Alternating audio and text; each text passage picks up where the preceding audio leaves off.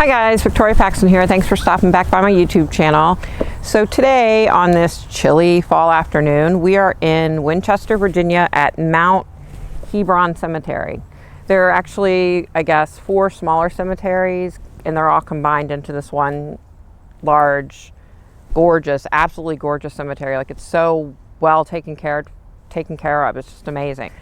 Okay, so today I want to talk about something that, you know, since I heard about this in 2014, it really bothered me. And I know there are so many families that are, you know, don't know what happened. I'm talking about Malaysian Airlines Flight 57. Nope, sorry. I'm talking about Malaysian Airlines Flight 370. So I took some notes, so if you see me looking down, that's why. The flight disappeared on March 8th, 2014. Was traveling from Kuala Lumpur International Airport to Beijing Capital International Airport. There were 227 people on board and 12 crew members. Now, I don't know a lot about it because I haven't really taken the time, honestly, to research, but I do know, I saw something recently about there's conspiracy theories and all this other stuff. So what I thought I would do is I thought I would try to connect with someone from the flight. And I didn't, sometimes it's possible, sometimes it's not, but I was actually able to connect with this woman. Let's just call her Jane, because I have contacted people to try to get a hold of her family, because she gave me some pretty personal messages that she wanted passed along to her family.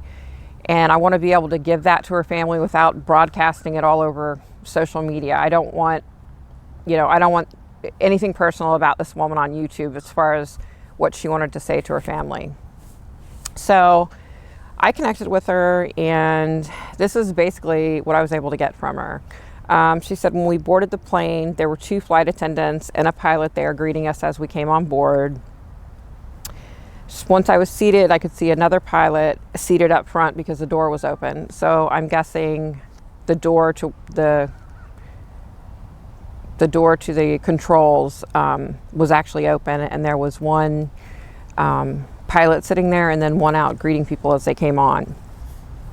The plane took off. Everything seemed normal, just like every other flight I'd ever flown on. So I got the impression from her that she's like an avid flyer. She's flown a lot. Yeah, she said not too long after takeoff, the other pilot opened the door and spoke to a flight attendant. Like I said, you know, I had to write all this down because there's no way I could remember all this. Okay, so the pilot went back in and shut the door, and a bit later that same flight attendant knocked on the door and handed the pilot a cup. It looked like soda. You know, that's nothing strange there. She said I got comfortable and tried to read, but I guess I must have fallen asleep. I was awoken by a flight attendant asking me if I wanted a drink. I began to drink my soda and went back to read. I was having a hard time concentrating because the man next to me was banging into my side and talking loudly to another passenger. Again, the pilot's door opened and the pilot went into the restroom. I'm not sure why, but he looked a bit disheveled to me. His hair was a bit messed up, whereas before he looked put together from what I could see in the cockpit. I again must have dozed off. I woke up startled, and other passengers were looking out the windows on the right side of the plane.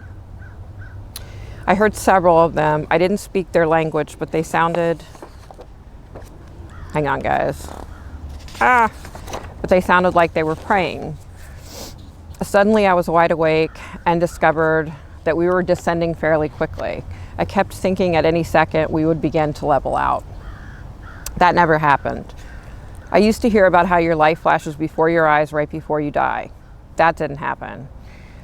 Instead, I focused on the 2 flight attendants that were up front that were trying to keep us all calm, as one of them called the pilots, or that's what I'm guessing.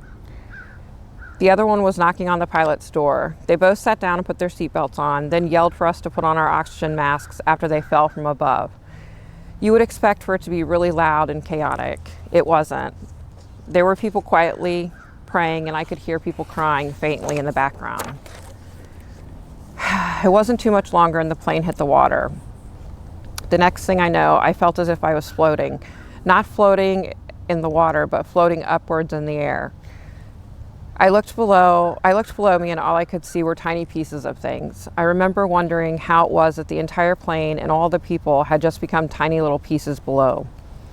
I realized at this point that I was dead. I was able to see other people that were floating up around me. I'm not sure how I know, but that pilot was involved in our demise. So that was really important. Like, she was,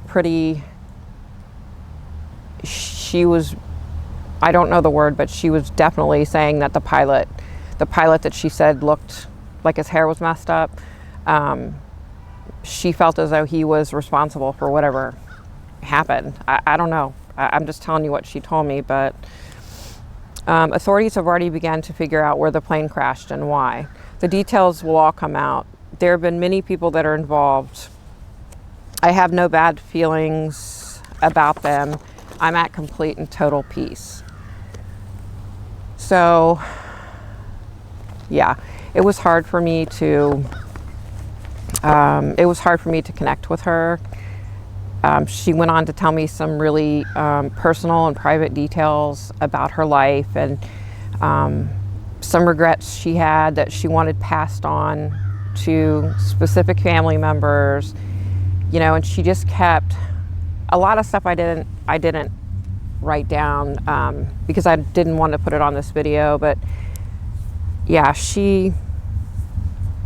it was just sad. You know, she said that she didn't even realize that, you know, she was going to die. She said, it's not like my life didn't flash before my eyes. She said it was just, she said it happened so quickly, but it was like it was in slow motion.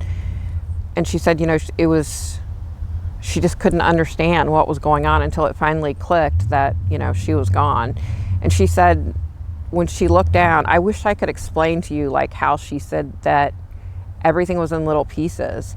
And that was hard for me, and it's still hard for me to understand, because normally when a plane crashes in the water, you know, large chunks of the fuselage or the wing or whatever washes up, you know. So you would think a plane crashes in the Indian Ocean, then obviously, you know, they're going to find parts. Well, you know, the way she was explaining it, it was like everything was just in tiny pieces. So I can't help but think, you know, what happened to everything? I mean, I don't know if it was just the utter rate of speed and crashing. It just, basically everything disintegrated. Like on 9/11, the flight in Pennsylvania, how everything just disintegrated when it hit the ground.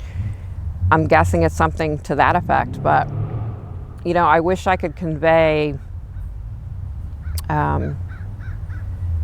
it was just really sad. I mean, it was really sad to hear her relay, you know, what was happening, and the people that were praying and the people that were crying. And, you know, and I haven't done a lot of research, like I said, but I just, I can't even imagine. I can't imagine. I can't imagine. But, you know, she said when she was awoken, before she knew what was going on, that people were looking out the right side of the plane, and she thought people were praying. And, you know, that to me just like spoke to me. I mean, I can't imagine. I can't imagine being on a plane by yourself with people you don't know, possibly. You know what I mean? Like complete strangers. And all of a sudden you realize we're going to die. You know, that's just so hard. Like you don't even have time to call your loved ones and say, I love you.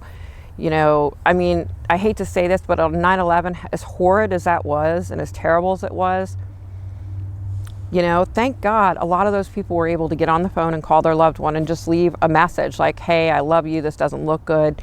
And, you know, I know a lot of people weren't able to do that because the phone lines weren't working, but I can't even imagine. I can't imagine. But, you know, there are a lot of personal things, and I'm going to relay those personal messages to her family.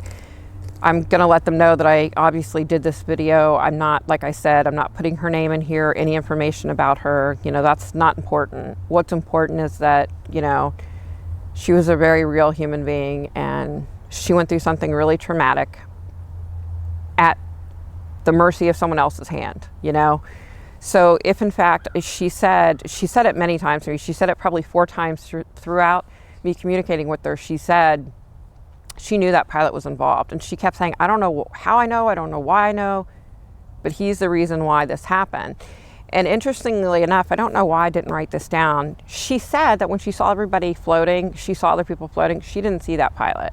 She saw the other pilot that had greeted them when they came up on the plane, but she didn't see that other pilot. And I mean, that to me just was like, wow, you know, maybe he really was involved. Maybe that's why she feels that way. Maybe he was involved, you know, and maybe he's not in a good place right now. That's not for me to judge him. You know, I hope that's not the case, but unfortunately, you know, I think it is. So, okay, guys, listen, thanks for stopping back by. You know, hit the subscribe button, come back by. I'm going to be posting some readings here in the next few weeks. So thanks for watching. Bye.